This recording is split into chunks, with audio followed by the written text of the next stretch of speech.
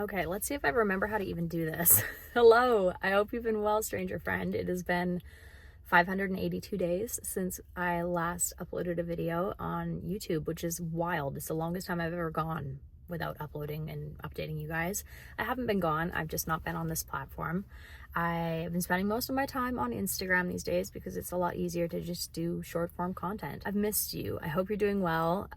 Lots in my life has changed and I have been meaning to catch you up. I feel like it's just been one of those, I keep waiting for the perfect situation and that just doesn't exist, especially being a mom. There's just no time for like perfectionism anymore. It's just very much like you got to do it when you have a chance. So I left YouTube in July of 2023. I had a lot going on. We were trying to get our house ready to sell. I know that sounds crazy because it feels like we had just moved into that place in Lake Country. We loved it. It was wonderful. However, the main thing was we just didn't have a community there. It was very lonely. And at that point, we only had one vehicle. We were borrowing my mom's truck when we could. But for the most part, like I was very isolated at home, and Lake Country will be wonderful in 10 years when they have the amenities to catch up. But as of right now, like there's no pool, there's no community center. There's only one small little like Save on Foods. It's always out of things. Like there just wasn't what we needed as a young family. And we didn't really know that moving there. So we wanted to move somewhere that had a little bit more going on, but also we wanted to move closer to family. It is so hard raising children without a village and without, you know, grandparents or friends or just people in your life in your corner. And again, you don't know until you know. And we wanted to make that change. So in 2023, we decided like that spring that we were going to sell at the end of summer. So we kind of got all our ducks in a line and we're ready to go and put the house on the market in whatever it was, I guess August. And we put the house on the market, and like 2 days later, we had an enormous wildfire rip through the area and we almost lost our home. It was horrifying. I still have a lot of trauma from that experience. I didn't really think that it had impacted me that much until I had seen like the California fires this past year, and like I had a whole bunch of feelings stored right up and in there. It is so scary and awful, and there's just nothing you can do. Natural disasters are just so unpredictable, and it's luck of the draw whether or not your home stays. And we luckily did not lose our home. The fire was very destructive in our area, and so it made it really difficult to sell our house after the fact. So we ended up staying in the area for a lot longer than originally planned. Bringing us into early 2024, we decided that we'd start trying for a baby. And I fell pregnant, and I found out I was pregnant on a Saturday, and the Sunday I got a phone call from my dad and he told me that he had prostate cancer. So a very high and then a very low. It was the shittiest news that one could hear when it comes to your parents and their health. My parents are snowbirds, and so they often have like people watching after their house throughout the year. And we decided that we would go and live at their house while I was sick during my early pregnancy. And because Glenn was already working in Salmon Arm, he had been commuting. And so since like 2023, he had been commuting back and forth between Lake Country and Salmon Arm. And it was about an hour and 20 minutes either way. Losing almost like 3 hours of your day to a commute is brutal. My pregnancy progressed. I was insanely sick again. I have such a hard time with pregnancies. Goldie's pregnancy was the exact same. Puking multiple times a day, feeling nauseous for like 6 months is absolutely the worst mind game you could ever play. I lost quite a bit of weight the first kind of half of my pregnancy, and I also had a couple of complications. I had a subchorionic hematoma that eventually did resolve, and then I found out that I had a low-lying placenta, and so that required, again, more scans and monitoring, which our small town doesn't really have. So I would get imaging done here, and then it wasn't up to snuff, and so I would have to book and go to imaging in a larger city center. So it's a lot of back and forth with that. Our house eventually did sell, and it sold to someone who had their house sale as like the contingency. So it was a lot of like ups and downs, and they sold it. Oh, that dropped out. Oh, this, it was just like, oh my God, it was a lot. I don't wish that on anyone. It's a very difficult thing to sell a home. And we purchased a property in Salmon Arm, where my family is from, where I grew up. And that was like a whole bunch of feelings. I never thought I'd move back here. Like, you know, we've talked about this before. Like, I never saw myself living here. However, it was the right move at the right time. And like, we've just been so happy that we did it. But anyway, I digress. We bought a house that was at the framing stage, and we knew the builder, and so we began the undertaking of finishing the house, which was incredible. However, I was so incredibly sick. It was a lot. So that takes us kind of into, I guess, summer 2024. We were finally able to move into our house, which was very exciting. Moving sucks. Moving with a toddler is very difficult, and we were kind of enjoying the beginning of like actual summer in July when Lola started having some health issues, and we didn't really know what was going on. Like, she had previously had a heart murmur, but we weren't told that we had to do anything with it. We were just told, yeah, okay, she'll come in every year for her x-rays, and that'll be that. But she started having some really, really bad episodes, and it again was a very traumatic time to see someone you love have such a hard time. She started having, I can't pronounce it, it's where she basically would seize up and like faint. And we found out that she was in the early stages of heart failure. And I can't even like hold it together whenever I talk about this. It's been almost like a full freaking 7 or 8 months since that diagnosis, and I'm still like, she's okay for now. The old girl's still kicking. God, that was just the worst news. We were so emotional. Obviously, she's our baby. And she was also experiencing seizure activity. Man, it was a really scary month, and it again was very traumatic. Anyways, she got on medication, and it has helped her immensely. Obviously, it's not something that you can reverse, but she's, you know, been trekking along, and she hasn't had any of that same symptoms or any of like the passing out. And we decided that we didn't want to put her on an anti-seizure medication because there was way too many side effects, and we asked if we could just try CBD. And so she's been on CBD since July, and it has completely stopped her seizures, which is phenomenal. They're not exactly sure why she was having the seizures in the first place. The only kind of seizure activity that she's having now is sometimes on occasion she'll have a focal seizure, so her jaw will kind of chatter a little bit. You don't know that she's aged until she has like those types of things happen to her, because she is so happy and so upbeat and still so joyous and puppy-like in so many other ways. So yeah, anyway, that was a huge shock for us, and we were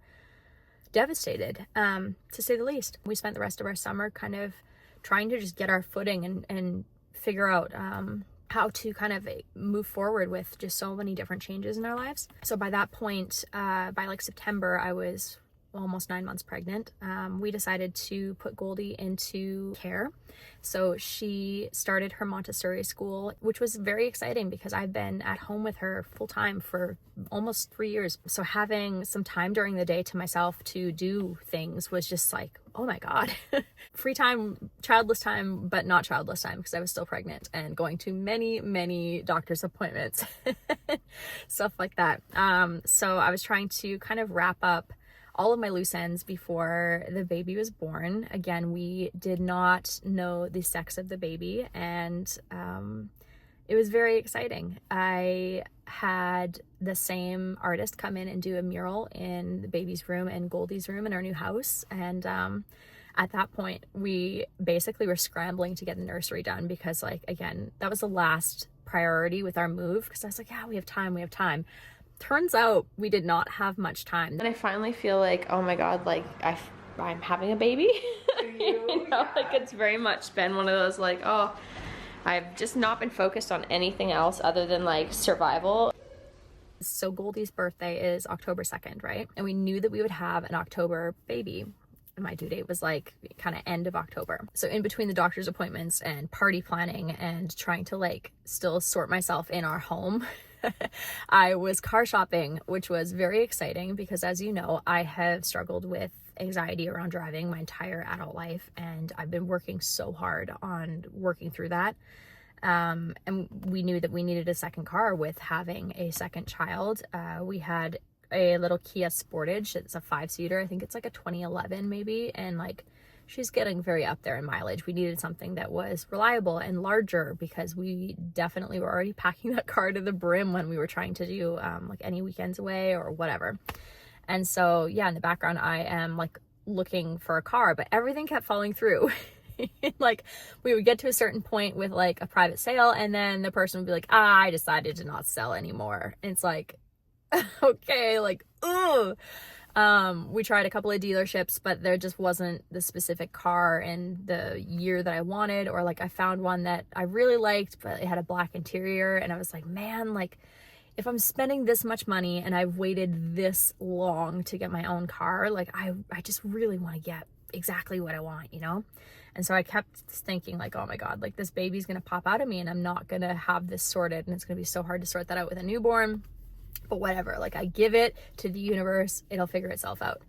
And it was like Thanksgiving pretty much. So like October, like 10th, 11th, I saw this car in Alberta online at a dealership, and I was like, oh my God, how do I get to Alberta to do this? And I'm like looking up how to import this car into British Columbia, and like you're paying all these extra taxes and your transport fee, and I'm like, oh, maybe I can ask if one of the local Hyundais will import it or like get it to them for me. And I can buy it from them. And so anyway, I started calling around for that. And in Kamloops, the guy was like, yeah, look, like we can make that work for you. And my dad, Glenn, and very pregnant me drove down to Kamloops to get this car. And I had footage of all of these things that I'm telling you about. And I filmed probably the last like 3 weeks of my pregnancy, like a lot of it. And the footage is corrupt, and I lost almost all of it. Why? Because I haven't filmed in a year, and now you're a big kid.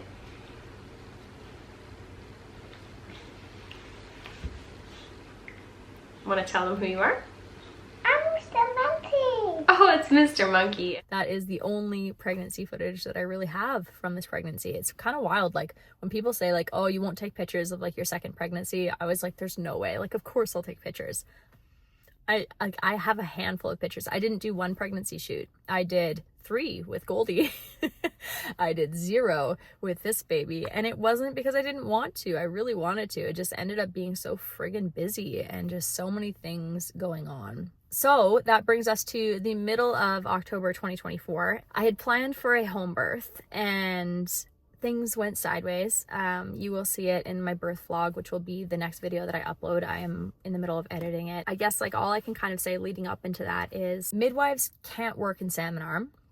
That was the one like caveat of moving here that was like, ugh. Like I loved my birth so deeply with Goldie. It was so wonderful, and the midwives were so wonderful, and I was heartbroken that Salmon Arm doesn't have a relationship with midwives to have them deliver in this area. And so I begged my midwife that delivered Goldie if she would ever consider coming and driving out here to deliver. And after deliberating with her team, they decided, yes, they would take me on as a patient. I was overjoyed, but it was going to be like, again, an hour and 20 minutes or so drive to get to me. And so we thought like, oh gosh, like there's so many things were changing with this birth. With the low-lying placenta, like I wasn't even sure if I could have a home birth. With having the midwives and my doula be from out of town, it was like, oh my God, are they even going to make it for my birth? There was just so many variables and so many things up in the air. And it was like right to the very last minute there was things changing and happening that it just felt like, oh my God, like I just couldn't get settled in my pregnancy. It felt like there was no plan right from the beginning, and that was so difficult for me because I like having at least a semblance of a plan so that I can flowchart like, okay, if this happens, then this is what I would do. And I couldn't do that. So when I had one of my last appointments with the midwife, basically they said, in our entire area in the Okanagan, there is no OBs working on the 16th of October or on the 28th of October, which was my due date. And as soon as they said that there's no coverage by OBs in case I needed to go into a hospital, I immediately thought in my mind, okay, well, I'm having the baby on one of those 2 days. Lo and behold, when did I have my baby? I had my baby on the 16th of October, the day that I was not supposed to have my baby. And everything went wrong. I'm still very grateful that I had a joyful experience. However, it is absolutely not what was planned, and you'll see in my birth vlog that is the next video coming up. It's been such a weird, conflicting place because, again, I'm so grateful that I had a healthy baby and all is well. However, having the medical system let me down so severely and feel like I was just so stressed up until the very last moment, like that just sucked. So I had my baby at 9:57 in the morning and I brought baby home that afternoon. It was a very long drive. I had my baby in Penticton, which is a very long ways away from Salmon Arm. And every time I say that to a provider, they're just so confused. Like, why the hell did you give birth in Penticton? And I'm like, it's a very long story. But I brought my baby home and Goldie became a big sister, and it's just been amazing. Goldie is the best big sister. It is so wonderful watching your first baby with your newest baby. Sometimes I'm driving along still and I'm just like, I have to say it out loud. Like, I'm a mother of two. Do you ever do that if you have kids? Because like sometimes I'm just like, holy shit, like who made me a mother?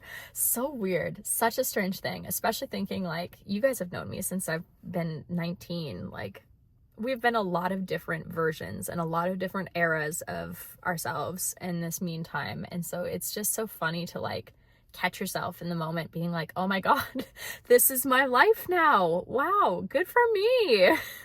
So yeah, it's been wonderful, and I'm so blessed to have such easy and straightforward postpartums. I mean, I do put a lot of work in to prepare myself for postpartum, and that is something that I'd like to speak about a little bit more in content, because I know that not everybody has that experience, and I think that just the system in general sets people up for failure. And I do think that there are certain things that you could do to be proactive to help yourself out in the future. So that is something that I want to explore making content on in the future. However, for now, my goal is to get this video live and actually just put it out there and get my birth vlog ready for you guys.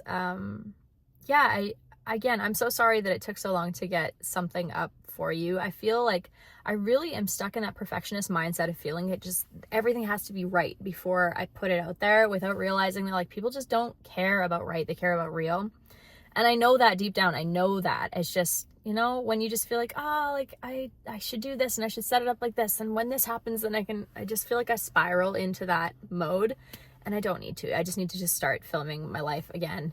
And I feel like now I finally have things to actually talk about and do. Like when I was at home by myself, it was just like, man, what are you filming? Like I just felt like I just didn't have anything to share, because it felt like there was nothing new in my life, and I'm just not in that space anymore. I feel like I am very busy. I am a mother of two. I have things on the go. We do activities now. I have things to talk about and share, and I'm excited to kind of open up a bit more. I'm just at a really content place. I'm really glad that we moved to Salmon Arm. I never thought I would say that. I never thought I would ever want to live here again. I literally got out so fast. I graduated early to get out of here. And I've loved coming home. It's been so special. Like running into like parents of my friends in the grocery store, or like bumping into like a teacher at the farmer's market, and like just sharing my kids with people that actually really genuinely care about me and my family. Like it's just been such a wonderful experience. And being 5 minutes from anywhere, like how amazing. You got to go to swim lessons? Great, it's 5 minutes. You got to go downtown? 5 minutes. Like my little late self really enjoys it because I am not late as often. But yeah, so it's just been a really positive change for us to make this change, and I'm so glad that I'm not currently pregnant, because I have such a hard time with pregnancies, and we're settled and we're not moving, and I finally feel like I have my head above water. Anyways, I'm starving. I need to eat my lunch. I have a salad from the Nom, which is a restaurant store, food prep place run by two girls that I went to school with, and they make really yummy bowls. So I'm going to eat this.